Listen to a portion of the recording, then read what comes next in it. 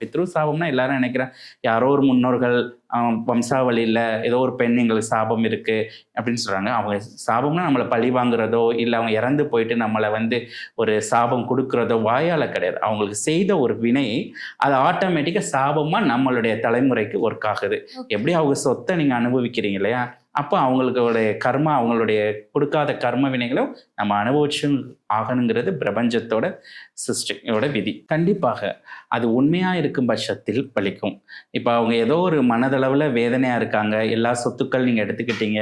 இல்ல வயதான காலத்துல அவங்கள பார்க்கும்போது, நீங்க வார்த்தைகளால பண்ணும்போது, அந்த வார்த்தைகள் அவங்களுக்கு உள்ள ஹட்டாயி, ஹட்டாயி, கட்டாயி, இங்க இருக்கிறதுக்கு நம்ம எப்படி ஆண்டவன் சாகுறது இல்லையா? செத்து போனா கூட நல்லா இருக்குமேன்னு அப்படி நினைக்கும்போது, அந்த வைப்ரேஷன் ஆகும். இறந்து போன பிறகு அவங்களுக்கு அது ஒரு வருத்தத்த குடுக்கும். அவங்க அது வருத்தம் ஆகும்போது, நம்ம லைஃப்ல இங்க வருத்தம் தரக்கூடிய ஒரு நிகழ்வு சிருஷ்டியாகும். எப்படி வருத்தம் வரும்?